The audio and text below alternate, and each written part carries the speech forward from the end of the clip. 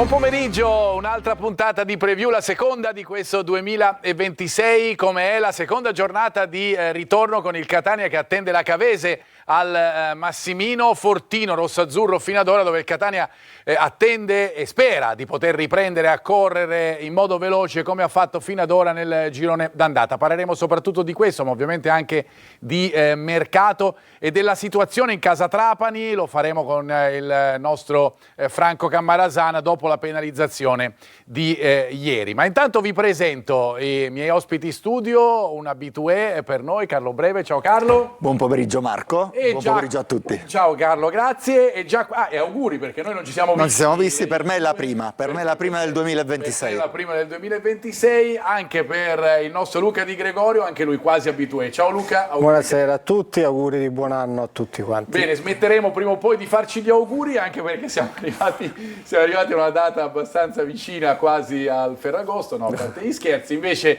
saluto la nostra Anna. Ciao Anna. Ciao Marco e buon pomeriggio a voi che ci state seguendo. Io vi ricordo il numero WhatsApp per interagire con noi al 342 77 12 855. E io Anna, indovina cosa faccio? Torno da te perché facciamo insieme a te il programma di questa seconda giornata di ritorno con il Catania impegnato con la Cavese, ma ci sono sfide molto importanti soprattutto al lunedì. Anna, a te.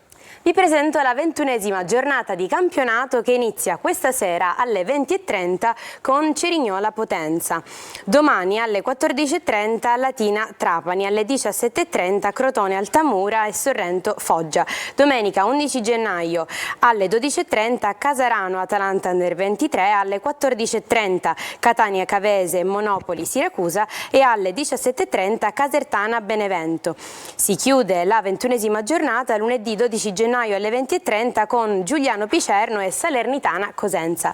Passiamo alla classifica. Prima in classifica il Benevento con 44 punti, segue Catania 42, Casertana, Salernitana 38, Cosenza 36, Monopoli 30, Crotone, Casarano 28, Potenza 26, Cerignola 25, Atalanta Under 23 22, Cavese Sorrento Siracusa 21, Altamura 20, Trapani Latina Foggia 19, Giuliano 16 e chiude la classifica il Picerno con 15 punti.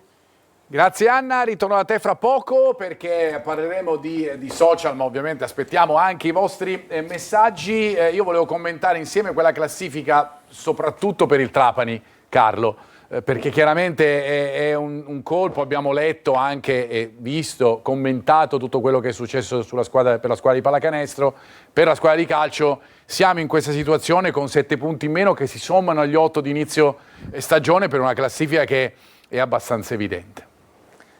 Sai, parlare di aspetti così burocratici è... No, non parliamo di aspetti burocratici, ma parliamo di contenuti sportivi, no? Sempre lo facciamo, e per cui vedere una squadra che ha 15 punti in meno fa effetto. Sicuramente, e chissà che possa pesare anche mentalmente nella testa proprio dei calciatori. Dicevo degli aspetti burocratici perché è difficile commentare delle inadempienze amministrative, quindi so che questa situazione può pesare parecchio nella testa degli atleti che hanno fatto sicuramente il loro dovere e hanno fatto un grande lavoro, e invece qualcun altro non ha fatto il proprio dovere, quindi mi viene veramente difficile da addetto ai lavori, da tecnico, andare a condannare questi ragazzi e il loro staff tecnico che hanno fatto veramente tanti sacrifici, tanti salti mortali per essere in una posizione di classifica veramente importante per una piazza come Trapani, e vedere tutti questi sacrifici bruciati. Da queste, alla fine, inadempienze, perché in questo momento si tratta di inadempienze. Poi chiariremo ovviamente tutti i dettagli con il nostro Franco Cammarasana. Luca, invece per il Catania, andando a guardare la classifica, è una giornata importante perché chiaramente bisogna riprendere a correre, non che il Catania abbia fatto una frenata brusca, però insomma, a Foggia certamente ci si aspettava un risultato diverso, il Benevento poi ha vinto e dunque adesso il Catania è lì e sappiamo qual è l'obiettivo, arrivare primi. Assolutamente Marco, non è una battuta d'arresto ma è un mezzo passo falso, quindi, però vedo che sembra che questo campionato aspetta la squadra rossazzurra. Domenica ci sono due sfide, diciamo, importantissime e impegnative per il Benevento e per la Salernitana.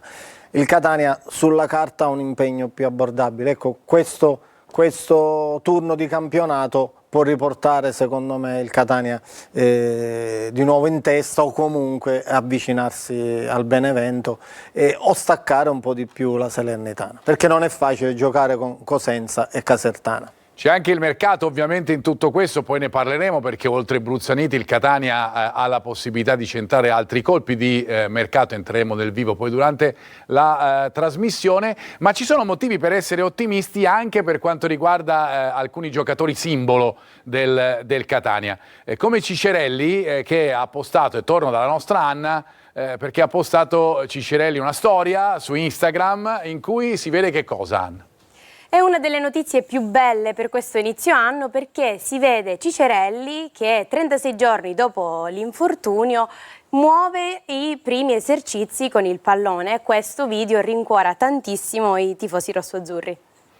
Eccolo qua, lo vediamo proprio in questo momento con Cicerelli che palleggia con il piede. Adesso chiedo a voi tecnici, insomma, che siamo a 36 giorni dall'intervento. Sono immagini che chiaramente rincuorano, fanno piacere per il ragazzo soprattutto e chiaramente per la società e anche per la volontà che traspare ancora evidente ai componenti, per i componenti di questo gruppo come Cicerelli, di far parte di questa avventura. Allora, mi ricordo qual era la caviglia infortunata, perché qua calcia solo col destro. Col destro, è vero. Sì, è Qua lo vediamo calciare col sinistro. Sicuramente si parlava settimana scorsa con Pastore e diceva che secondo, insomma, le tabelle di avvicinamento Cicerelli era qualche settimana sicuramente in anticipo, quindi la grande volontà e il grande senso del dovere e del grande professionista che è Cicerelli, su questo non ci sono dubbi. E mi ricordo che Baggio si riabilitò da un legamento crociato, un'operazione del legamento crociato solamente dopo 90 giorni, 3 mesi. E quindi poi non venne convocato. Poi non venne convocato perché fu convocato Doni per Baggio. Questo è un sacrilegio pazzesco. Andiamo in altri campi. Non ci sarebbe. In questo caso sicuramente, dico, Cicerelli con la sua forza di volontà può bruciare le tappe e potrebbe rientrare prima del dovuto. Del dovuto o del previsto, considerando che insomma esatto. Noi pensavamo, o quasi tutti si pensava, che fosse un infortunio che poteva praticamente, non dico far chiudere la stagione, ma quasi al numero 10 rossazzurro. Torno da Anna perché facciamo un po' il quadro e il punto della situazione per quanto riguarda un dato del Catania, è quello delle ammonizioni. Anna, torno da te. 56 ammonizioni non sono un dettaglio ma sono un segnale. Il Catania viaggia 2,8 gialli a partita con una sola espulsione, ma il vero problema non è il dato complessivo, è dove questi cartellini si concentrano. La mediana, zona già corta nelle rotazioni, è diventato un terreno minato. Di Tacchi e Coini sono emblematici. Il primo ha collezionato 7 ammonizioni in 16 presenze, saltando già una gara per squalifica. Il secondo invece è andato anche oltre, 8 gialli in 15 partite. Corbari sembra l'eccezione, ma solo in apparenza. 4 ammonizioni in 20 partite e un solo giallo che lo separa dalla squalifica. Grazie Anna, io vorrei concentrarmi anche sul dato complessivo che riflette il numero di 56 cartellini gialli per il Catania, la squadra con il maggior numero di cartellini gialli durante questo girone d'andata più una partita del campionato di Serie C, girone C. È un segnale di che cosa? Del gioco particolare del Catania? Del fatto che è una squadra che prova a riconquistare il pallone, dunque si espone magari a questo tipo di sanzioni da parte dell'arbitro? Ci possono essere tanti fattori, però io dico, allora, se la squadra avesse avuto poche ammonizioni, si Diremmo che parlava una di una senza squadra coraggio. esatto, senza carattere, Senza carattere, squadra che ha tante ammonizioni, no, bisogna essere equilibrati. La squadra è il Noi Catania. non abbiamo detto che ha tante ammonizioni, abbiamo detto che Infatti, abbiamo fatto verificare il dato per discuterlo. Dico in chiaramente. in generale, magari a 360 gradi si può dire come mai tutte queste ammonizioni. Una squadra che lotta su ogni pallone, una squadra che non ci sta mai a perdere, una squadra che vuole conquistare il prima possibile la palla. Ci sta che insomma ha avuto tutte queste ammonizioni in mezzo al campo, soprattutto perché sappiamo benissimo che il Catania, giocando con 2 soli centrocampisti centrali, sono 2 centrocampisti che hanno un po' le stesse caratteristiche di interdizione, quindi sono più soggetti a fare fallo e a subire l'ammonizione, a volte anche un po' troppo generose da parte degli arbitri, perché secondo me qualche ammonizione in più l'hanno fiscata per preparazione, come dice il nostro Max Velotto, nei confronti dei giocatori, però a volte secondo me sono stati esagerati, soprattutto con Quaini. Un po' ritorna anche nei campionati maggiori questo fatto di ammonire quasi preventivamente in talune circostanze per diminuire la possibilità che ci siano altri gialli dopo, però poi giocatori come quelli che vediamo inquadrati, Quaini Di Tacchio, magari possono subire di più, Luca, questa assolutamente. Il dato che salta all'occhio è proprio quello del centrocampo, dove è quello più soggetto rispetto ai cartellini gialli. Nel totale poi vediamo però che c'è solo un'espulsione, quindi come dice Carlo dobbiamo essere equilibrati. Poi sono d'accordo perché fisiologicamente io credo che ci sono 5, 6, 7 ammonizioni di queste 50 che si potevano evitare, che sono tra virgolette magari evitabili o regalate appunto dall'arbitro, esagerate più che regalate. Quindi siamo in una media giusta, il Catania è abbastanza determinato e il dato dice soprattutto in quella zona del campo. Io torno da Anna perché voglio sondare l'umore da casa con i primi messaggi. Anna, te. Poi i primi messaggi sul mercato. Ci scrivono: ciao a tutti e grazie per la compagnia che ci fate parlando del nostro Catania. Per Marco, secondo te quanti colpi di mercato dobbiamo attenderci ancora? E ancora, sul mercato arriva questo centrocampista e il difensore? Stoppa va via, allora mi sembra in effetti l'unico che non ha proprio spazio. Volete sapere un po' di cose, ve lo diciamo fra pochissimo perché prima andiamo un po' nel vivo dell'argomento della partita del Massimino. Intanto io vi dico subito, poi ritorneremo sul mercato, che chiaramente i colpi saranno con ogni probabilità, anzi sicuramente 2.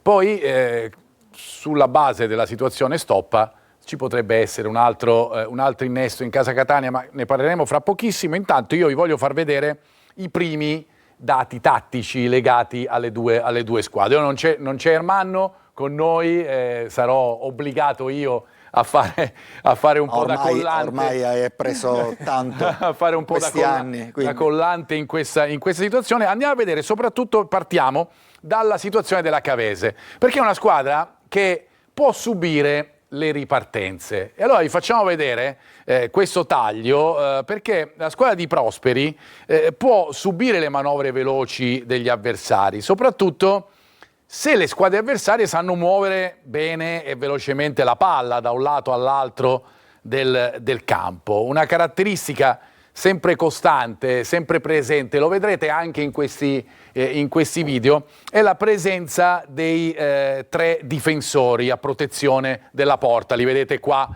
in questo caso sono Evangelisti, Cionek, che sarà squalificato al Massimino, e Nunziata, ma tutto questo sono pronti a scappare all'indietro e certe volte anche il centrocampo è un po' lento a prendere posizione e a recuperare. Questo può portare a questa giocata veloce che vedete sul lato debole, che crea una grossa difficoltà in questo caso, con i giocatori tutti concentrati sul pallone e che si lasciano liberi dall'altra parte, sul lato debole appunto dei giocatori. Poi il pallone entra direttamente, ma certo è una squadra che sotto questo punto di vista può subire. Carlo. Sì, perché non avendo grandi interditori in mezzo al campo, a parte Aua, e giocatori di grande offensività, soprattutto sugli esterni, sia Merighi che dall'altro lato ha giocato Diarra Sauba, che è un attaccante esterno adattato. L'altro squalificato, perché sono due squalificato. in casa. Quindi abbiamo visto come in queste situazioni il terzetto difensivo si è trovato da solo, senza copertura, soprattutto dei due giocatori esterni.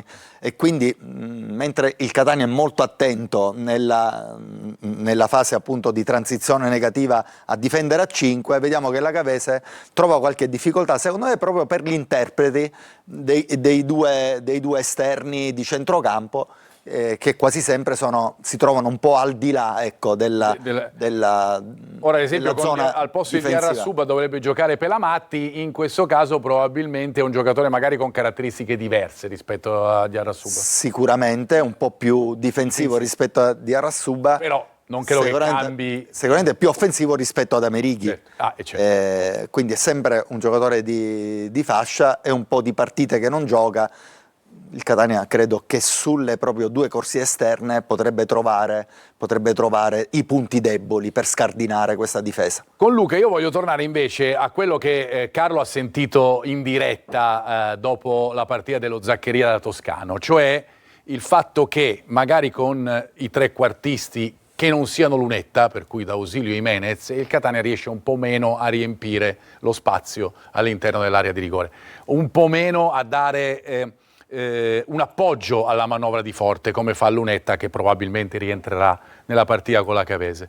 È una considerazione che facciamo da un po' di tempo, che Toscano ha fatto dopo il Foggia, ma che non trova una soluzione. Sì, sono d'accordo con questa tesi, però vedendo anche le due clip che abbiamo fatto vedere prima, questi tre difensori che lasciano così tanto spazio, che ti portano quasi fin dentro l'area di rigore, con questi giocatori che hai nominato tu, D'Ausilio, Jimenez, Bruzzaniti non sappiamo come sta, se sarà della partita, anche di lui. Lo stesso poi Rolfini, magari a partita già iniziata, ti portano, ecco, quasi vede, ti portano già fin dentro l'area, sono abbastanza, devo dire, anche lenti, e ti lasciano questo spazio. Secondo me i due, diciamo, fantasisti, i due esterni che parlavamo prima, D'Ausilio e Jimenez, potrebbero far male in questo tipo di partita con quel terzetto difensivo.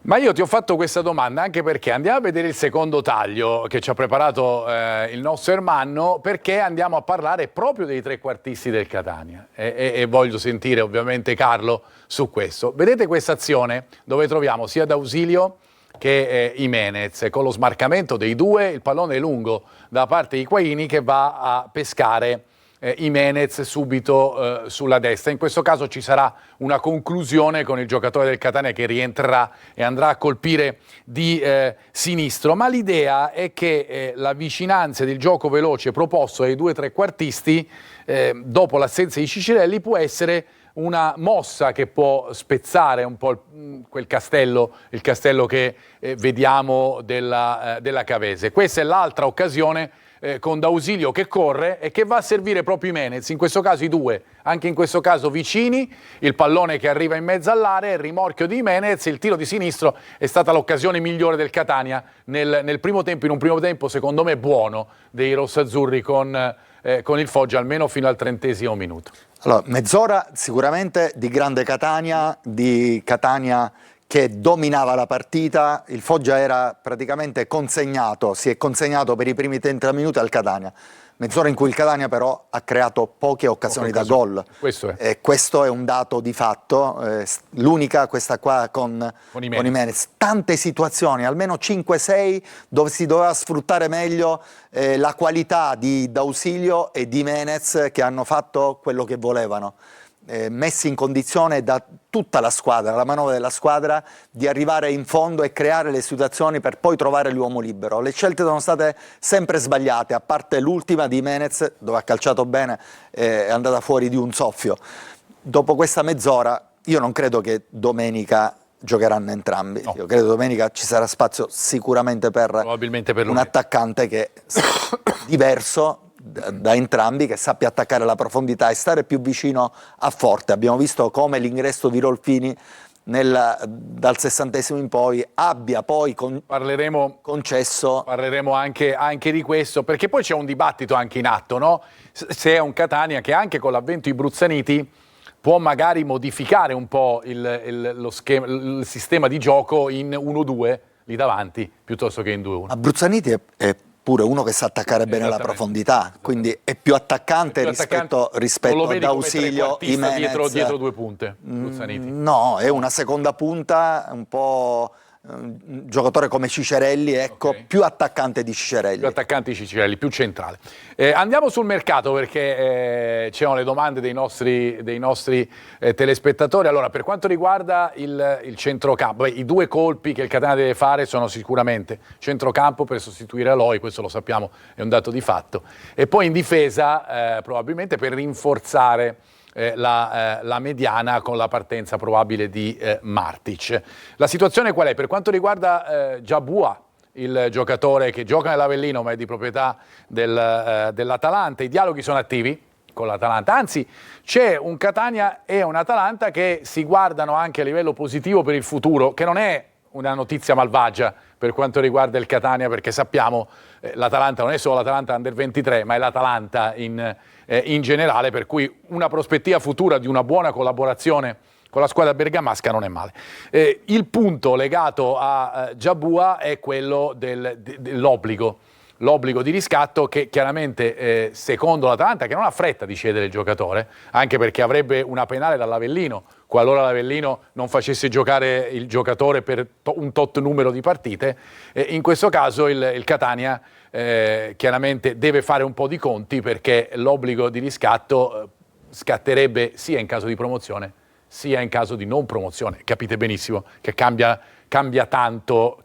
Però i colloqui ci sono, la volontà di arrivare al giocatore c'è un'alternativa che si chiama Vallocchia, l'abbiamo detto anche nella precedente puntata e lo riconfermiamo che è l'alternativa che il Catania in questo momento cerca a centrocampo. Difensori, il nome è quello di Miceli, lo diciamo ormai da settimane, anche perché c'è un dato significativo, che Miceli vuole il Catania. Sì. In tutto e per tutto. Mi risulta proprio. Perché addirittura diciamo che ci sarebbero tante cose da dire, ma certamente va detto che il giocatore ha rifiutato un rinnovo di contratto. Questo vuol dire che a 34 anni vuole giocarsi la sua possibilità di venire in una squadra e in una piazza importante. Traspare dalla Puglia che il Monopoli si stia rendendo conto della situazione, ma ovviamente ci possono essere dei contatti anche ai più alti vertici societari nei prossimi giorni, nelle prossime ore. Lo sappiamo che il mercato, possiamo dire questo adesso e fra 2 minuti è radicalmente l'opposto, perché il mercato funziona così. Chiudiamo con Stoppa, che è vicino, perché ci chiedevano, mi sembra, di Stoppa, è vicino al Campobasso, vicino a San Benedettese, scusate, sì. E ovviamente è un giocatore che ha avuto poco spazio, e c'è dall'altro lato un'altra riflessione, che è quella del Catania, che chiaramente se Stoppa partisse, l'abbiamo detto anche questo la puntata scorsa, potrebbe aprirsi uno slot per andare a riempire quello che è l'obiettivo, quello che era l'obiettivo forse più importante 2 o 3 mesi fa, cioè l'esterno di centrocampo, il quarto a sinistra, ma che poi non è più stato l'obiettivo dopo gli infortuni, Cicerelli, Aloi e via discorrendo, che hanno creato altri obiettivi di mercato per il Catania. Si discute chiaramente, è fondamentale che la San Benedettese paghi parte dello stipendio di Stoppa per arrivare al giocatore, anche in questo caso colloqui in corso e vicino, a mio avviso, ad arrivare questa soluzione. E questo vi abbiamo detto per quanto riguarda il mercato. Ovviamente se ci fossero novità incredibili che ci arrivano vi facciamo sapere. Io invece ritorno da Anna per ancora qualche messaggio e poi chiudiamo questa prima parte di trasmissione. Domanda per Carlo. Io questa squadra la vedo più con 2 punte, soprattutto in trasferta. Poi ci chiedono se Allegretto giocherà dal primo minuto. Mi fate sapere tutto lo studio cosa dobbiamo pensare di Caturano? E ancora per Marco, ma perché la formazione la dai alla fine? Dalla prima che devo andare a lavorare. Mi dispiace, cari telespettatori, ma non credo che Marco... No. Vabbè, ma c'è eccezioni. Ma dai. Oggi è abbastanza... Dai, diciamo che oggi Carlo la dà a Carlo alla fine. Sì, però sempre alla fine. Però sempre alla fine la la darà Carlo, per cui noi insomma tentiamo di essere sempre sul pezzo anche per quanto riguarda le probabili formazioni, anche quando come oggi siamo lontani abbastanza. Carlo, le due punte. Le due punte. Io credo che se a Foggia fosse stato disponibile Caturano in panchina, il Catania avrebbe giocato con Rolfini e Forte e Jimenez. Domenica credo ci sarà spazio per Lunetta e quindi Lunetta è una seconda punta a tutti gli effetti, e quindi il Catania nelle ultime, quando ha giocato sempre con Lunetta e Forte, ha giocato sempre con due attaccanti. Su Caturano? Luca? Caturano, come si può dire, ci sono delle annate, come si può dire, storte, che nascono male, come quella di Caturano da quando è al Catania, con una serie di infortuni, con l'influenza, quindi Caturano rimane un bomber importante, secondo me se recuperato bene fisicamente, appena si sblocca può dare il suo contributo nel girone di ritorno. Dovrebbe essere disponibile per la Cavese intanto. Quindi rimane un giocatore importante, un bomber di categoria, quindi speriamo di avere un nuovo acquisto, tra virgolette, qualcuno nel girone di ritorno. Che dice, se Caturano, che è abituato a segnare così tanti gol, magari ne facesse un terzo, ma decisivi con il Catania nel girone di ritorno, credo che sarebbe il miglior modo per rilanciare definitivamente anche le qualità di questo bomber, perché questo è. Un grandissimo giocatore, Marco, cioè giocatore, un lusso per la Lega Pro. Ancora a Catania non abbiamo visto il miglior Caturano e ci auguriamo che il ragazzo stia lavorando e si alleni.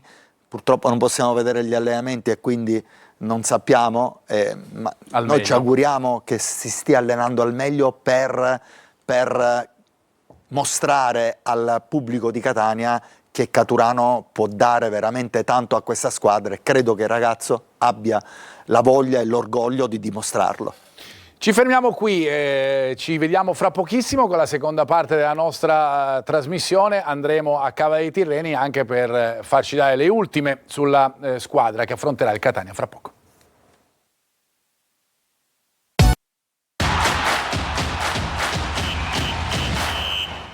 Eccoci qua, seconda parte della nostra preview per completare gli argomenti di mercato. Qualcuno ci chiedeva di Chris Ettig, non sarà un giocatore del Catania almeno a quanto mi risulta. E poi su Leonardi è possibile che possa non continuare la sua avventura alla Ternana, ma non tornare al Catania, possibilmente magari eventualmente andare da qualche altra parte. Vi faccio vedere altri due tagli, perché parliamo ancora della Cavese. Abbiamo parlato della situazione ripartenze, guardiamo invece come funzionano sui cross, o come non funzionano in taluni casi, perché soffrono un po' cross e fisicità, no? Nella linea difensiva non manca la leadership, ma alle volte non basta tutto questo per eliminare il pericolo. Nelle clip che vedete si evidenziano alcuni errori, nel primo caso questo di Luciani, che praticamente fa stoppare il pallone in mezzo all'area, voltare il giocatore e poi fare andare alla conclusione. Tu, Carlo, che hai fatto il difensore, mi insegnerai certamente che non va fatto. E poi in questo caso invece con il cross, guardate la posizione di Nunziata, che è praticamente distante dal giocatore avversario, molto vicino al vertice dell'area piccola, non prende il pallone, difficile anche per la fisicità in questo caso sui cross, il pallone che poi resta lì e la partita con il Siracusa. Ma in questo caso diciamo posizionamento, tempismo non fanno un po' difetto nella retroguardia della Cavese. Vi faccio vedere invece l'opposto, quello che succede invece in casa Catania, e poi magari discutiamo su entrambe le cose, perché in questo caso ciò che notiamo è quello che è successo a Foggia, l'occasionissima della partita. Guardate quanti giocatori del Catania ci sono in mezzo all'area, guardate chi c'è in mezzo all'area.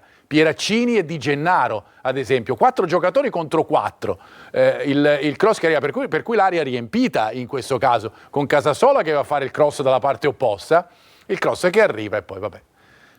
Purtroppo questa è la partita, si decide qui, perché se Di Gennaro avesse fatto questo gol probabilmente il Catania sarebbe uscito con i 3 punti. Ma tornando alla situazione cross, è una situazione che il Catania se mette tanti uomini in area, come abbiamo visto in quella circostanza, può sfruttare. Sappiamo che in quella circostanza, Marco, la situazione era stata favorita da un calcio piazzato, è vero, dal piazzato angolo, precedente. quindi tanti giocatori si trovavano lì perché erano già lì Erano prima. già là. È vero. Il Catania fa fatica in effetti a riempire l'area sui traversoni dal fondo, soprattutto quando manca Lunetta o Rolfini. Con i due trequartisti non hanno queste caratteristiche, ma non ce le aveva neanche Scicerelli, di andare a riempire l'area. Sono giocatori che preferiscono ricevere palla al piede per poi tentare l'uno contro uno, quindi bisognerà, e credo che ci abbia lavorato Toscano in settimana, in tutto questo periodo, per stimolare questi giocatori a entrare dentro area. Anche gli altri centrocampisti, sia Quaini che Di Tacchio, non hanno queste caratteristiche, l'unico che ce l'ha è Corbari. Mentre per quanto riguarda la squadra avversaria, la Cavese, sì è vero, nei posizionamenti lì Nunziata lì si è mosso male, perché lì secondo me deve andare a cercare proprio il primo palo, cercare proprio l'uomo sul primo palo che era alle sue spalle. In quel caso è inutile, scavalcato poi dal cross, viene sempre scavalcato dal cross, è in una posizione ibrida, ma non è l'unico, lo vediamo veramente sempre. I difensori non sono più abituati a marcare di reparto, ma non sanno neanche marcare, prendere posizione sugli attaccanti. È veramente l'ultimo grande difensore che l'ha fatto è Chiellini, secondo me, che era proprio il prototipo del vero difensore, di come si deve posizionare. Moderno, ma anche con le caratteristiche antiche di chi sa marcare a uomo. Vero difensore. Andiamo dal collega Orlando Savarese, che scrive per la città di Salerno e che ci dà delle indicazioni su quella che è la situazione in casa Cavese. Ciao Orlando, buon pomeriggio. Sì, buon pomeriggio a tutti anche da parte mia e grazie per avermi invitato alla vostra trasmissione. Allora, premettiamo una cosa, che per la Cavese poter giocare allo stadio Cibali Massimino domenica è un fatto di prestigio, perché la Cavese solo fino a 2 stagioni fa frequentava il campionato di Serie D e la Serie D Catania Calcistica l'ha conosciuta solo per pochissime stagioni della sua storia. Meriterebbe piazze e meriterebbe categorie più importanti rispetto alla Serie C Catania, e noi glielo auguriamo di cuore che possa salire più in avanti. Detto questo, la Cavese arriva a questa gara di Catania avendo vinto in grande stile uno scontro diretto, il primo scontro diretto che la Cavese riesce a portare a casa in questa stagione. Se guardiamo le squadre che lottano per la salvezza, ha segnato un gol al 68esimo con Ubaldi, risultato stretto però, perché la squadra avrebbe potuto portarsi in vantaggio anche prima del minuto del gol e in diverse occasioni, e ha anche legittimato il risultato con alcune occasioni create dopo. Ha dovuto resistere nei 20-25 minuti finali con un uomo in meno. La Cavese però ha giocato con l'atteggiamento giusto fin dall'inizio della partita, riuscendo a mettere sotto pressione il Sorrento, che non è apparso irresistibile.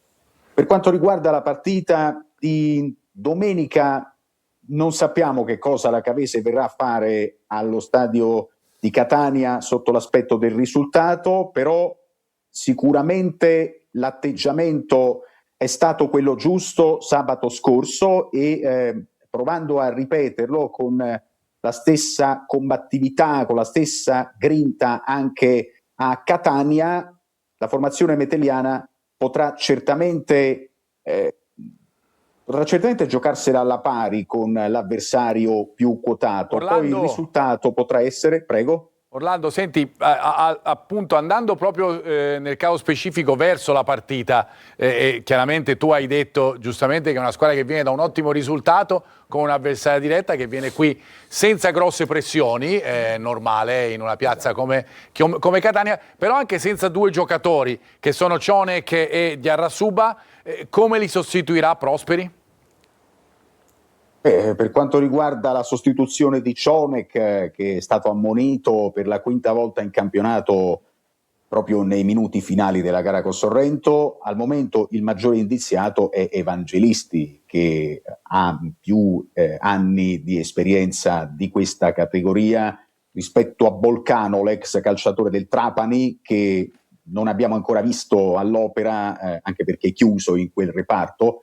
E certo la cessione di Piana avvenuta praticamente al primo giorno di mercato, il 2 gennaio, ha creato, diciamo, qualche mancanza, perché anche Piana, che è un giocatore di grande esperienza, avrebbe fatto comodo per la sostituzione di Cionek, e comunque si aspetta il rientro di Peretti, l'ex difensore del Palermo, che al momento ancora non è pronto per poter rientrare, quindi Evangelisti ha più percentuale di giocare rispetto agli altri in quel ruolo di difensore centrale. Per quello che riguarda Diarra Subà, la sua assenza dovrebbe essere surrogata da Pelamatti, che dovrebbe essere quello con più probabilità di spuntarla rispetto a Macchi, che nella partita scorsa non aveva potuto giocare perché debilitato dall'influenza.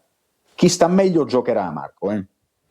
Grazie Orlando, allora noi ci sentiremo ovviamente per altri aggiornamenti con le partite, anche se in questa stagione sarà difficile che il Catania ritrovi la Cavese. Grazie Orlando per le tue indicazioni e alla prossima.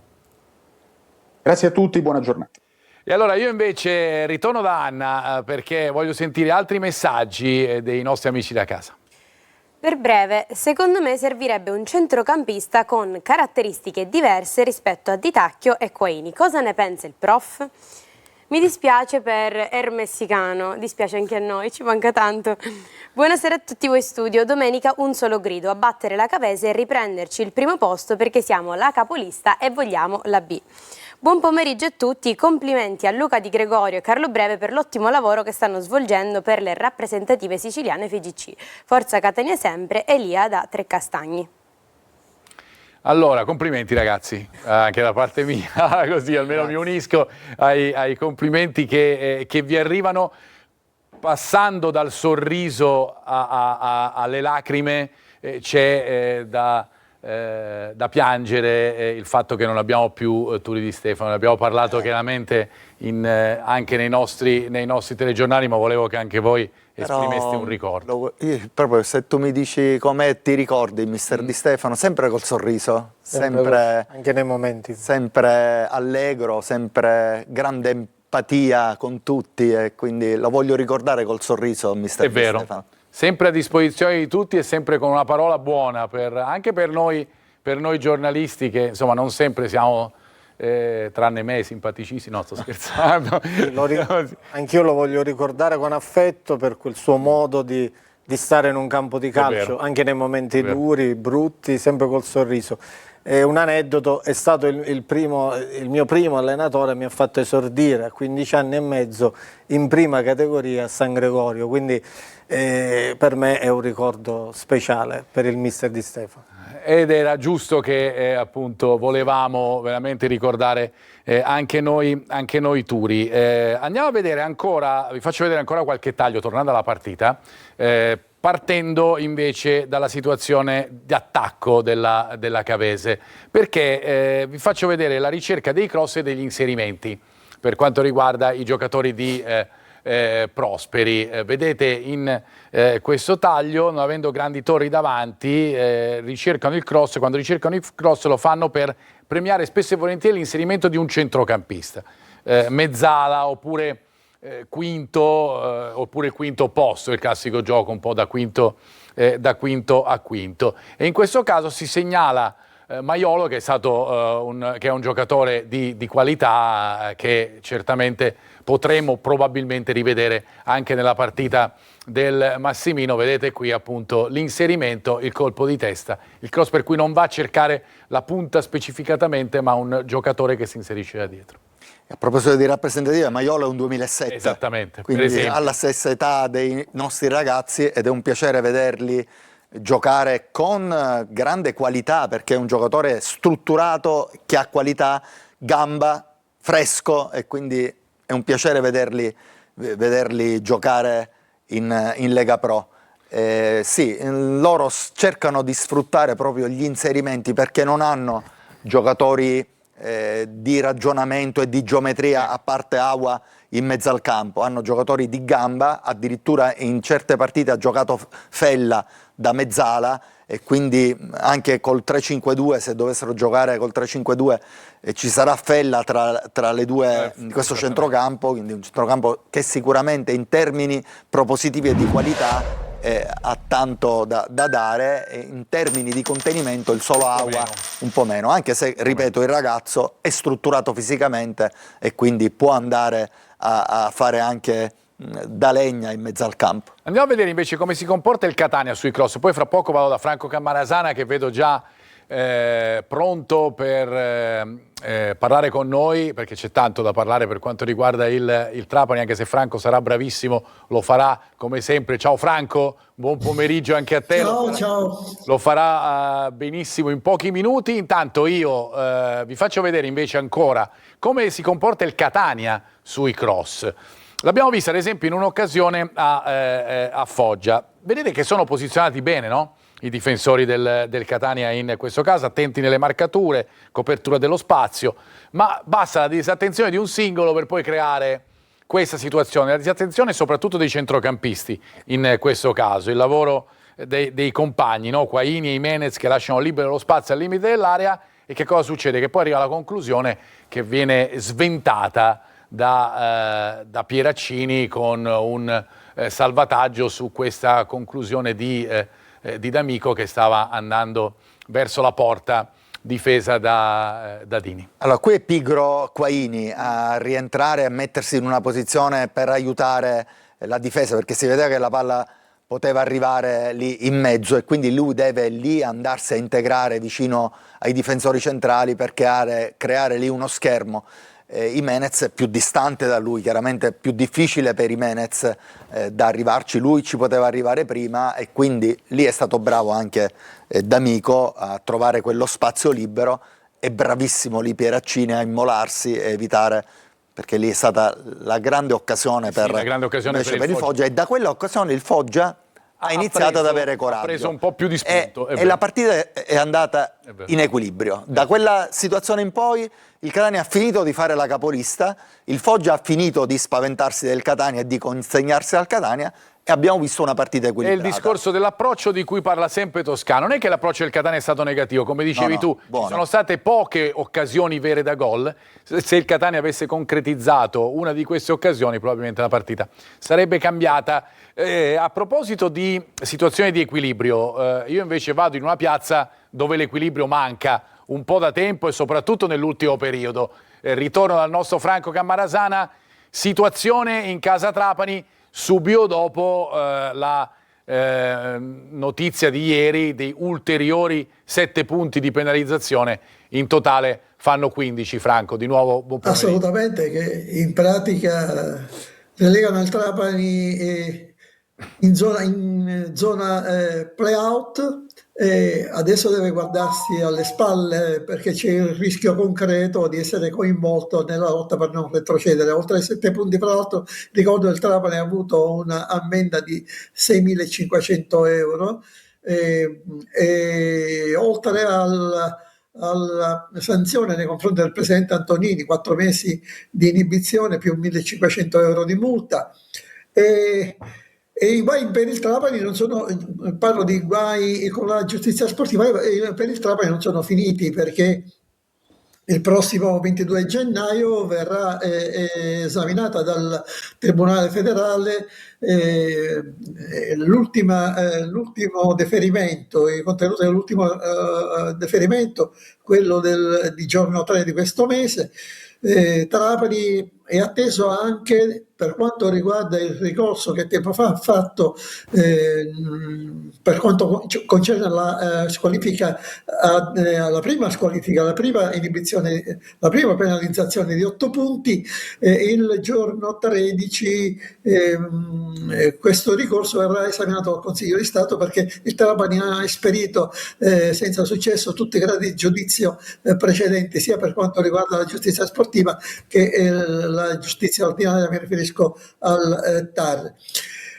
Adesso cambia tutto un pochino per il Trapani, ripeto, anche perché con il mercato aperto a questo punto diversi giocatori importanti del Trapani, mi riferisco a Fischnaller, Gandolfo, Canotto ed altri, potrebbero approdare in altre società che chiaramente approfitterebbero di questa situazione particolare del Trapani per allettare questi giocatori verso trasferimenti in società più solide, quantomeno con prospettive migliori per quanto riguarda la classifica. Domani il Trapani comunque è impegnato a Latina, oggi Aronica non ha rilasciato interviste.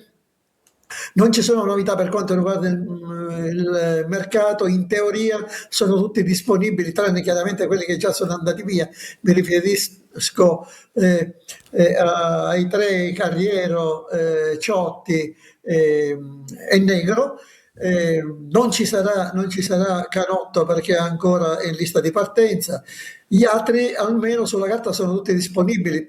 Vediamola allora, vediamola Franco, allora la probabile formazione del Trapani. La probabile formazione, ripeto, se non ci sono novità all'ultimo minuto dovrebbe essere il solito 4-3-2-1 con Galeotti 3 pali, Kirwan, Salines, Motok e Gironno, i 4 in difesa, a centrocampo Celeghin, Palmieri Di Noia, in avanti Nicoli e Fischnaller, alle spalle di Gandolfo. Le alternative quali potrebbero essere? Marcolini e Benedetti a centrocampo, Stramaccioni in difesa, poi Stanciuk, l'autore del gol vittoria di domenica contro il Casarano, La Sorsa e Ciuferri per quanto riguarda il reparto offensivo. E questo è tutto, oserei dire, per quanto riguarda il Trapani. Grazie Franco, alla prossima, e chiaramente gli aggiornamenti anche nei nostri telegiornali sul nostro sito siciliaweb.it. Grazie Franco Cammarasana, ancora da Trapani. Andiamo a vedere una grafica con le statistiche a confronto. Ritorniamo alla partita del Massimino, fra poco invece andò prima da Anna per i messaggi e poi da Marco Petrolito a Siracusa. Andiamo a vedere le statistiche di Cavese e Catania. Come al solito le abbiamo divise fra situazione in casa e in trasferta, perché chiaramente la differenza è netta, lo vedete nella differenza reti, 23 contro meno 4 nei gol fatti, nei gol subiti, anche se nel secondo tempo c'è una vicinanza sotto questo punto di vista fra le due squadre. Ma andiamo a guardare in casa cosa ha fatto il Catania con i 22 gol fatti, 0 gol subiti, come sapete tutti, e poi i punti realizzati. Ma quello che ha fatto anche la Cavese in trasferta, che per essere una squadra che lotta per non retrocedere, è una squadra che comunque tiene botta. Prosperi è un ottimo allenatore, è un allenatore che trae il massimo da quello che ha a disposizione, sta facendo un buon lavoro a Cava dei Tirreni, ricordiamo anche al giornalista di Cava, insomma la Cavese ha dei passati illustri, ecco. Non è una società che si trova in Lega Pro per caso. Partite di Serie B di un certo peso. Quindi è una squadra che si fa valere, l'allenatore trasmette quella che è la sua filosofia di calcio, la sta sapendo trasmettere, e sicuramente verranno a Catania per cercare di ottenere il massimo. E sicuramente verranno, Luca, con anche scarichi di pressione. Bravissimo, stavo dicendo questo, non ha nulla da perdere, quindi verrà tranquillo e sereno, sapendo di giocare con la squadra che ha il doppio esatto di punti, notavo nelle statistiche, quindi c'è una differenza importante, quindi il Catania non può avere paura della Cavese, rispetto sicuramente, però non può fare ancora ulteriori passi falsi. In casa il Catania è stata una macchina diciamo quasi perfetta, quindi non credo che possa essere, spero di no, la Cavese a fermare il cammino del Catania in casa. Troppa differenza sotto tutti i punti di vista. Certo non saremo noi a fermare il cammino della nostra Anna verso la lettura dei messaggi dei nostri telespettatori. Anna, a te. Messaggio da Salvo da Giarre. Mi sa che Bruzzaniti farà la fine di Caturano, neanche è arrivato e già ha dei problemi. Perché spendere questi soldi se poi fa giocare sempre gli stessi? Buongiorno allo studio, non capisco perché mister Toscano non faccia giocare D'Ausilio e Orfini, insieme sicuramente le partite sarebbero diverse, forza ragazzi e forza Catania. Senza il regista di centrocampo non c'è speranza, il Benevento ha preso il volo, visto anche il gioco costante che produce. Buonasera, a prescindere dai risultati, il bene più prezioso del Catania non è Marco Carli, ma è il presidente Pelligra che ha acquistato il centro sportivo. Sicuramente questo è il centro sportivo, grazie Anna, è un dato significativo per quanto riguarda il Catania, che ha un peso anche nelle trattative di mercato, su questo non ci sono dubbi. Io vorrei però ritornare un po' a qualche altro messaggio. Parto da Carlo, regista? Sì, anche per rispondere al primo. Facciamo Bruzzaniti e regista, sì, dai. E poi invece Luca faccio da Ausilio con Rolfini. Il primo telespettatore che ce l'aveva chiesto prima, il Catania ha bisogno di un regista, sì. Sicuramente serve un altro centrocampista con caratteristiche un po' diverse rispetto a Di Tacchio, a Corbari e a Quaini. Serve un palleggiatore di sostanza in mezzo al campo. Speriamo che la società riesca a fare un colpo importante. Poi l'altra domanda? L'altra domanda invece era su Bruzzaniti. Bruzzaniti sappiamo che ha avuto l'ultima partita la penultima partita di campionato ha avuto un problema e quindi non ha giocato l'ultima partita. Quindi 15 giorni probabilmente, sì, in 15 giorni sicuramente si è lavorato per cercarlo di renderlo in condizione di poter giocare. Non sappiamo se sarà disponibile, credo, per domenica. Dovrebbe esserci, non so se, certamente credo non partirà titolare. Non partirà sicuramente dall'inizio e quindi era un problema di lieve entità e quindi lo troveremo pronto. Quello che so io è che si stanno mettendo in grado di giocare il maggior numero di minuti piano piano durante questa fase, anche di inserimento all'interno della rosa. Ricordiamo che la settimana scorsa Bruzzaniti non si è mai allenato con il Catania e che il Catania comunque senza Bruzzaniti ha fatto un certo tipo di percorso, per cui bisogna tenere conto anche degli equilibri. Chiaramente è un giocatore sicuramente importante che fra poco avrà il suo spazio. Rolfini d'Ausilio? Allora, prima volevo dire una cosa. Vai. I telespettatori tema libero. Diceva Torre del Grifo sì, è una cosa secondo me giusta. Un altro diceva il Benevento ha preso il volo, non sono d'accordo perché 2 punti. 2 punti non sono il volo. Con tutto il girone di ritorno, quindi ancora c'è tempo. Rolfini e D'Ausilio potrebbero secondo me giocare però insieme. Se siete tutti sempre non d'accordo con quello che ci scrivono, non ci scriveranno più. Dovete dire una sì e una no. Ha preso il volo relativamente. Ha preso il volo fino a un certo punto, ancora ci sono tantissime partite. Rolfino e D'Ausilio potrebbero giocare insieme con i giusti equilibri, giocando forte, secondo me sempre punta centrale. Il mister, se trova i giusti equilibri, potrebbero giocare anche insieme questi due calciatori. Allora, dobbiamo andare di corsa. Io di corsa vado dal nostro Marco Petrolito a Siracusa. Ciao Marco, buon pomeriggio.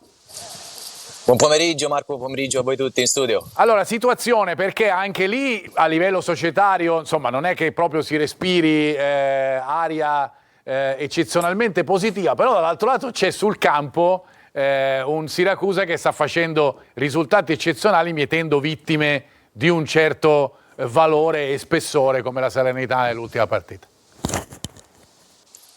Sì Marco, sarà un Siracusa in emergenza quello che proprio ora non si vede, ma sta lavorando alle nostre spalle qui al De Simone, che domenica alle 14:30 scenderà in campo al Vito Simone Veneziani di Monopoli per una sfida importantissima ai fini della classifica, che per la prima volta dopo i recenti successi di cui accennavi tu con Trapani e Salernitana hanno visto gli azzurri di Marco Turati lasciarsi alle spalle la zona play-out. Dopo il completamento dei pagamenti degli arretrati ai giocatori e allo staff, la squadra, in attesa della probabile penalizzazione che potrebbe arrivare il prossimo 15 gennaio, ha visto anche le cessioni di Alma e Krasted, sono le ultime in ordine cronologico, che si aggiungono a quelle dei giorni scorsi di Guadagni e Rasimba. Anche se a preoccupare saranno soprattutto le assenze legate agli infortuni e alle squalifiche, come quella di Pacciardi e di Zanini in difesa, quest'ultimo è ancora alle prese con un delicato problema di carattere muscolare, e ad esse si aggiunge anche la defezione dell'ultima ora di Vittorio Parigini, che è stato fermato da una contrattura. Situazioni queste che si aggiungono ad un mercato infernale per adesso fatto soltanto di uscite e che costringono il tecnico Marco Turati a delle scelte obbligate ma comunque di qualità, come la riconferma di Di Paolo sul settore di destra, quella di Contini in avanti, che nelle ultime settimane è andato sempre in gol ed è apparso in grandissima forma. Azzurri che, lo ricordavi, sono reduci da ben 4 risultati ultimi consecutivi e che in terra pugliese cercheranno di dare continuità alle ultime convincenti prestazioni, potendo puntare anche sul supporto dei suoi tifosi, i quali potranno seguire la squadra e sostenerla pure a Monopoli. Monopoli Siracusa, lo ricordiamo, domenica alle 14:30. Marco, probabile formazione a questo punto dopo tutte le informazioni che ci hai dato. Sì, l'11 titolare che salvo sorprese scenderà in campo vedrà la presenza di Farroni tra i pali, con Puzzone sulla destra a posto di Zanini che è infortunato, come dicevamo. Sapola e Bonacchi giocheranno in mezzo, quest'ultimo sostituirà lo squalificato Pacciardi, mentre Cancellieri agirà sul settore di sinistra. In mezzo al campo, nel 4-2-3-1 degli Aretusei, ci saranno Limonelli e Candiano a schermare Di Paolo da destra, il riconfermato Frisenna, e Valente sul settore di sinistra. L'unica punta dell'11 azzurro sarà Gianluca Contini, in campo con ogni probabilità sin dall'inizio al posto di Juan Ignacio Molina. Grazie Marco, buon pomeriggio anche a te, ci ritroviamo alla prossima puntata Grazie di a voi. Preview e con i tuoi aggiornamenti sul telegiornale. Noi ci fermiamo, ci ritroviamo fra pochissimo per la terza parte di Preview, a fra poco.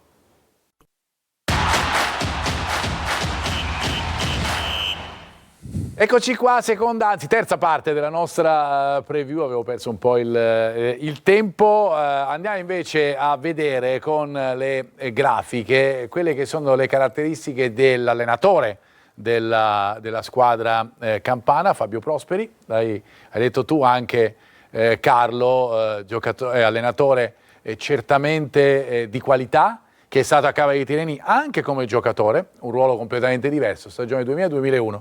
A difensore centrale, classe 1976, arriva da una promozione in Serie D con la Pianese, lo scorso anno allenato in Lega Pro, sempre la Pianese, e anche il Campobasso, un allenatore certamente di qualità. Per i giocatori abbiamo scelto invece Orlando, perché è in un periodo eccezionale, fondamentalmente per questo. È un giocatore certamente di qualità, l'abbiamo visto anche l'anno scorso nel Foggia, 4 gol nelle ultime 6 partite giocate, in arrivo appunto dal Foggia, cresciuto nei settori giovanili di Francavilla e Vicenza prima di iniziare la sua carriera in Serie D. Tante maglie fra i professionisti: Maceratese, Vicenza, Salernitana, San Benedettese, Juve Stabia, Alessandria, Siena, Taranto, Foggia appunto e Cavese, e ne parliamo subito, perché vi faccio vedere eccolo qua, le qualità di questo giocatore. Innanzitutto in questo 3-5-2 di partenza, che poi può essere anche interpretato, sapete che i numeri ormai contano fino a un certo punto, come un 3-4-2-1, Orlando certe volte parte appunto quasi da mezzala praticamente, va ad inserirsi, come in questa circostanza, per andare alla conclusione con il suo sinistro. Questo è un gran gol, ma perché è un giocatore che ha un sinistro di altra categoria. Guardate queste punizioni, una mattonella preferita appunto, tante ne ha avute, questa è andata anche dentro contro il Siracusa, se non vado errato qui ci sarà un gol eccolo qua, con la palla all'incrocio, il portiere del Siracusa completamente fermo. Insomma è un giocatore che ha tante qualità, e il piede sinistro è veramente un talento. Un talento inespresso, perché secondo me poteva fare una carriera diversa, un gioiellino che si sta risvegliando, quindi occhio, è un giocatore che può metterti in seria difficoltà. E andiamo a vedere invece adesso, sempre per quanto riguarda la Cavese, un'altra caratteristica dei giocatori di Prosperi: riconquistare la palla per poi andare spesso e volentieri alla conclusione. Cercano spesso di riconquistare con una pressione feroce, è una caratteristica del calcio moderno, in zona dei tre quarti, per poi cercare il tiro da fuori area, oppure possibili ribattute per poi andare sulla seconda palla e andare nuovamente alla conclusione. Guardate qui proprio l'ultima partita contro il Sorrento, quella di cui ci parlava il collega dicendo che la Cavese ha fatto un'ottima gara. Qua va a recuperare il pallone subito, spesso e volentieri appunto poi si ricorre alla conclusione immediata, per cui anche da questo dovrà guardarsi Dini. Qui c'è una gran parata che poi il pallone però finisce sui piedi di Maiolo, anzi sulla testa di Maiolo, che va a mettere in rete. Perché aveva calciato Maiolo. Sì, esatto, Maiolo è un giocatore molto strutturato, quindi in mezzo al campo anche lui riesce, con la sua fisicità, è 1,84 m, poi è giovanissimo. Esatto, è il tiro che è di Maiolo. Va a calciare, ruba palla con forza, proprio aiutato dalla sua struttura fisica, dalla sua brillantezza, e va a calciare di destro in maniera forte e poderosa, e lì si va a inserire Ubaldi, che è un attaccante esperto, ricordiamolo, Sì. ex Rimini, e va a fare questo gol per loro veramente importante. Questo è il tiro di Maiolo e poi appunto Ubaldi che arriva comunque con 3 giocatori del Sorrento a controllarlo, per modo di dire, perché se lo dimenticano abbastanza, e poi va in rete con un colpo di testa. Andiamo nuovamente dalla nostra Anna con altri messaggi che arrivano da casa. Ciccio74 ci chiede se al posto di Stoppa potrebbe esserci l'inserimento di Leonardi che rientra al Catania dal prestito alla Ternana. Rispondo subito io, Anna, no. Da quel che mi risulta, no. Potrebbe cambiare casacca dalla Ternana a un'altra squadra, abbiamo già detto, ma non tornare al Catania, almeno questo al momento. Domenica servirà grande concentrazione per vincere, forza Catania. Spero che la squadra darà il massimo per onorare i colori rossoazzurri, forza Catania. Invece Andrea ci scrive: salve a tutti e grazie per il vostro lavoro. Una domanda per il grande mister Carlo Breve. Se dovessi mandare in campo Bruzzaniti dal primo minuto, a chi lasceresti in panchina? Grazie e forza Catania sempre. Chi lasceresti in panchina? Queste domande facili, dai, per te. Per te. Dovesse giocare Poi per me la Bruzzaniti, formazione, no? non credo che giocherà dal primo Bruzzaniti, quindi No, lui dice probabilmente dovesse in generale. giocare lui. Quando sicuramente. giocherà Bruzzaniti, chi togli? Bella domanda. Potrebbe far rifiatare qualche volta Jimenez. Comunque avere tanti giocatori di qualità sicuramente è importante, ha un peso specifico per la rincorsa a questa Se promozione. devi vincere il campionato è importante avere Tante toglieresti? soluzioni. Non è che puoi lasciare questa incombenza solo a Carlo, Luca. Ma no, ha detto bene, lui potrebbe essere Jimenez o magari Lunetta, però tutti non possono giocare. Però una squadra, ripeto, che deve vincere il campionato deve avere tutti questi giocatori importanti, giocatori di qualità. Esce uno, ne entra un altro con le stesse caratteristiche ancora più forte. Facciamo un rapido, ritorniamo rapidamente indietro per andare a vedere quello che è successo a Foggia, perché chiaramente senza dare responsabilità e colpe, ma chiaramente facciamo vedere anche alcune cose che non sono funzionate, ne abbiamo viste a Foggia, le rivediamo in alcune circostanze. Questa è la rete del vantaggio foggiano, la difesa che un po' va in difficoltà, alcuni escono in pressione, altri rimangono in area. Celli, lo vediamo anche in questa circostanza, va da un'altra parte invece di attaccare il giocatore col pallone, che in questo caso è D'Amico. Non è un errore del singolo in questo caso, però è la difesa come reparto che non funziona al meglio, al di là del grande gol di Bevilacqua in questo caso. Hai detto bene, il Catania sappiamo marcare sui riferimenti, ma sulle palle laterali lì deve difendere da reparto, soprattutto su una palla rinviata, ecco, perché la va a prendere di tacchio, di testa, la mette fuori aria, lì si deve muovere il reparto, non si va più sui riferimenti, ma il reparto Creano secondo me, linee, come evidenzia, soprattutto su palla coperta, perché questa è una palla coperta, poi è bravo D'Amico a renderla scoperta perché va a fare un sombrero su Corbari e mette questa palla filtrante dove il reparto non si è mosso bene, c'è una zona franca dove si va, che è stata scoperta lì come vedi da Celli, e soprattutto i due che non salgono repentinamente, che sono credo Casasola e Pieraccini, sì, che non salgono repentinamente, lasciano in gioco Bevilacqua, che Bevilacqua, poi fa un trova gol molto bello. Qualcuno mi diceva Però l'altro giorno mentre guardavo la non c'è partita, un movimento di reparto della qualche difesa. tifoso del Catania mi scriveva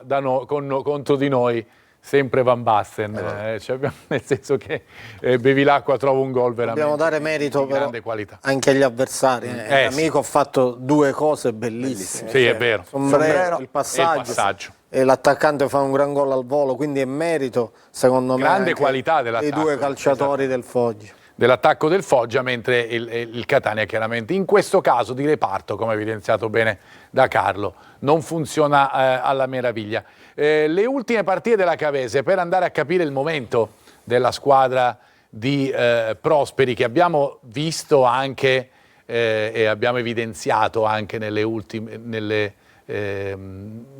dati che abbiamo visto prima da parte del collega, con i 21 punti e questi risultati, e l'ultima partita vinta con il Sorrento, appunto, che è una partita di un certo livello, di una certa qualità, giocata dalla squadra di Prosperi. 5 vittorie, 6 pareggi, e poi le altre sono sconfitte. Chiudiamo l'analisi tattica con l'attacco alla profondità da parte del Catania. Altra caratteristica che, come abbiamo visto, potevamo unirla con la prima clip, quella di inizio trasmissione, della difficoltà con cui la Cavese accetta il gioco o in qualche caso subisce il gioco in profondità. In questo caso vediamo due caratteristiche del Catania, una sul lancio per Donnarumma con il pallone lungo che arriva dal centrocampo, e poi lo scatto in velocità con Ermanno che mi scrive di Speedy Gonzales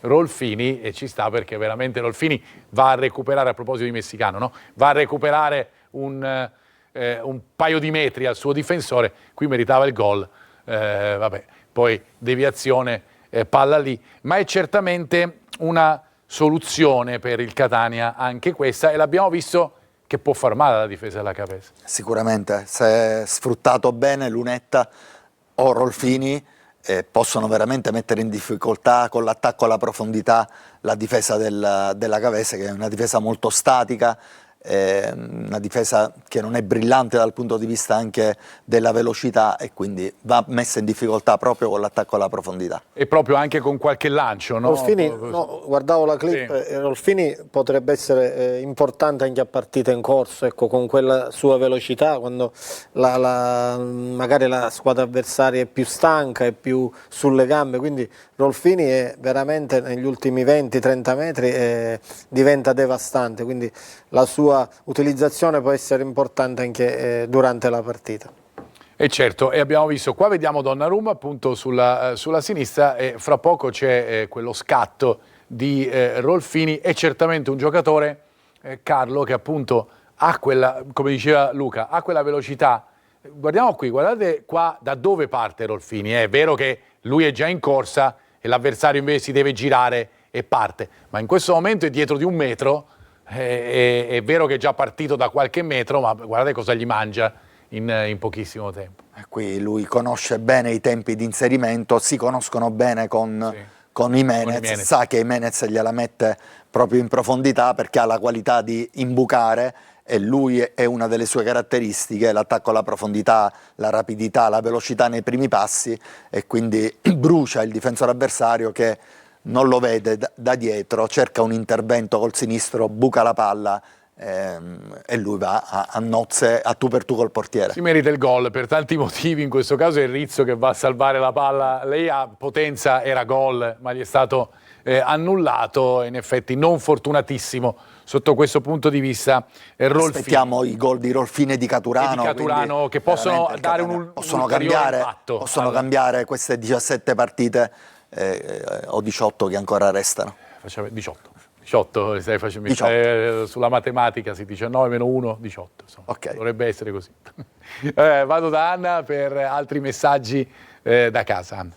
Buon pomeriggio, credo che dopo 5 vittorie consecutive il Benevento avrà un periodo di offuscamento. Quello è il momento in cui il Catania deve vincere e chiudere la questione.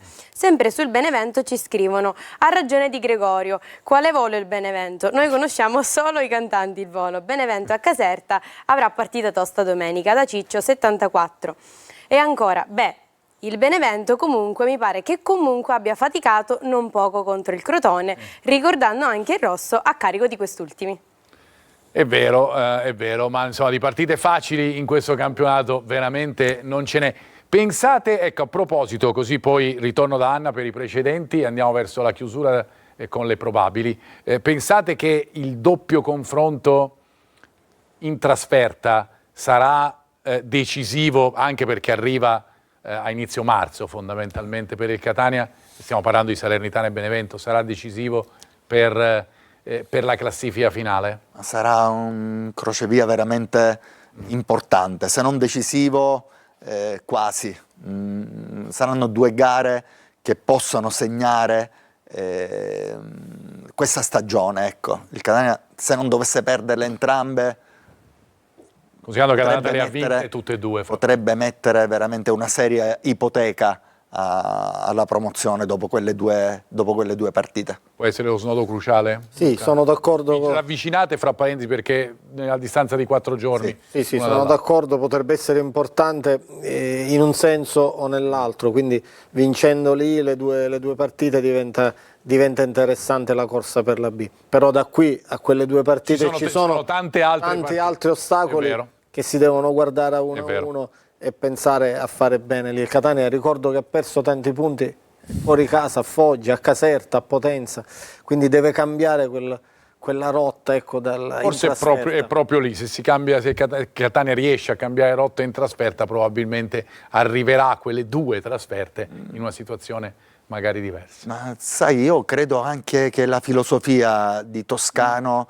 che a volte pensa anche il punticino può essere utile fuori casa, se non puoi vincere non la devi perdere, credo che alla fine possa dare i suoi risultati. Certo, su quante trasferte rimangono? Sono 8-9 credo. 9 credo, sì? 9. Il Catania vado a memoria, poi ne dovesse vincere almeno 4 e vincere chiaramente quelle in casa, credo che i giochi possano essere fatti. Ecco. Sono più 10. Ora controlliamo durante la pausa, così vediamo il dato preciso delle trasferte che mancano. Intanto, precedenti e pronostici. Anna, a te di nuovo. Risultati precedenti sono nel 2024 1-1, nel 2020 1-1, nel 2019 4-0, nel 2018 5-0. Pronostico dell'intelligenza artificiale per questa partita 2-0 con gol di Forte e Lunetta. Forte e Lunetta per il 2-0, dice l'intelligenza artificiale del Catania, scongiuri a destra e a sinistra del tavolo, e intanto io mi fermo e ci ritroviamo fra pochissimo per l'ultima parte, le probabili formazioni del Massimino, fra poco.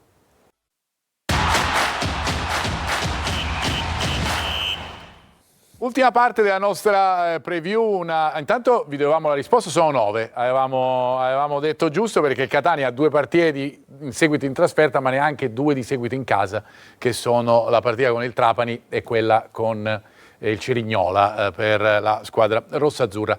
Una parentesi sul calcio 5, perché domani alle 18 c'è la Meta che gioca al Palacatania, per cui un appuntamento sicuramente importante. Meta che viene dalla partita giocata ieri e vinta 4-8, 8-4 in casa della Active Network di Viterbo, dove è tornato in campo e ha segnato Di Gianluca, doppietta anche per Draoschi, e chiaramente questo successo è importante perché viene dopo il piccolo passo falso casalingo contro la L84 Torino nell'ultima partita di campionato, e l'amarezza della Supercoppa persa ai calci di rigore a Eboli, per cui chiaramente per la Meta Catania, che è in testa alla classifica e ricordiamo si chiude il girone d'andata, è una partita molto importante alle 18 contro Sala Consilina, per cui c'è da divertirsi al Palacatania per andare a vedere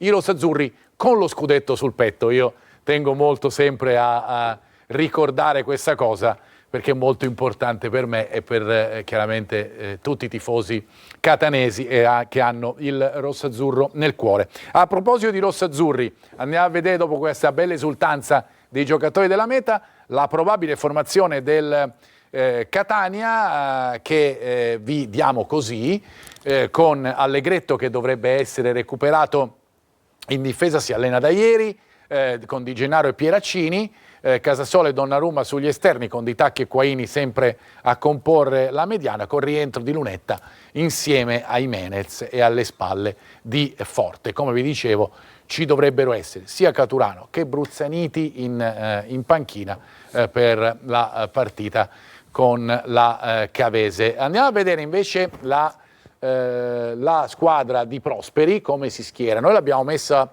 con un 3-5-2, anche perché il sistema di gioco che abbiamo visto nelle ultime uscite, anche se può essere anche un 3-4-2-1 come con Orlando, che va a fare il secondo insieme a Fella, trequartista, insieme alle spalle di Guida. Questa è l'idea della formazione di Prosperi del 3-5-2. Ricordiamo che gioca Pelamatti e gioca Evangelisti in luogo di Arrasuba e di Cionek, che sono i due squalificati, Cionek difensore centrale e di Arrasuba a sinistra. Potrebbe esserci Fusca per Guida, che ha giocato l'ultima, e quindi anche cambia poco, insomma. Potrebbe esserci anche Visconti a centrocampo, insomma, poi andremo a verificare chiaramente domenica. Gli arbitri e i direttori di gara della partita del Massimino, che arrivano dal nord, dal Piemonte, con l'arbitro che è Garuzzolino di Torino, fa anche rima, anche l'assistente Russo di Nichelino, e poi Peloso sempre di Nichelino, con il quarto ufficiale di Roma, e l'operatore FVS che è Leotta di Acireale. Abbiamo chiuso. Io vi ricordo intanto gli appuntamenti con lo sport su Telecolor a partire dalla diretta stadio di domenica alle 14, con i collegamenti dal Massimino, i commenti da studio, poi le interviste ai protagonisti. Fra poco vi do invece anche gli appuntamenti della prossima settimana. Intanto ringrazio Carlo Breve, grazie. Grazie a te sempre, Marco, e buon pomeriggio a tutti. Ci ritroviamo con te alla prossima, ci ritroviamo prestissimo anche con Luca Di Gregorio. Luca, Grazie ciao. a voi e buona serata a tutti. E ci ritroviamo prestissimo anche con la nostra Anna. Ciao Anna. Ciao Marco, grazie a te, grazie a voi per averci seguito. Io vi aspetto venerdì prossimo alle 14:30. Grazie Anna, prossimi appuntamenti con lo sport, oltre ovviamente la diretta di domenica, la diretta stadio di domenica, prima di indurre in confusione, non c'è la diretta video della partita, ma i commenti con il nostro Angelo Patanè, e poi le interviste dallo stadio. Vi ricordo l'appuntamento con Anteprima Corner lunedì, con Corner lunedì sera, con la differita della partita fra Catania e Cavese sempre lunedì sera, e noi, come detto da Anna, ci ritroviamo venerdì prossimo. Grazie per averci seguito, buon pomeriggio.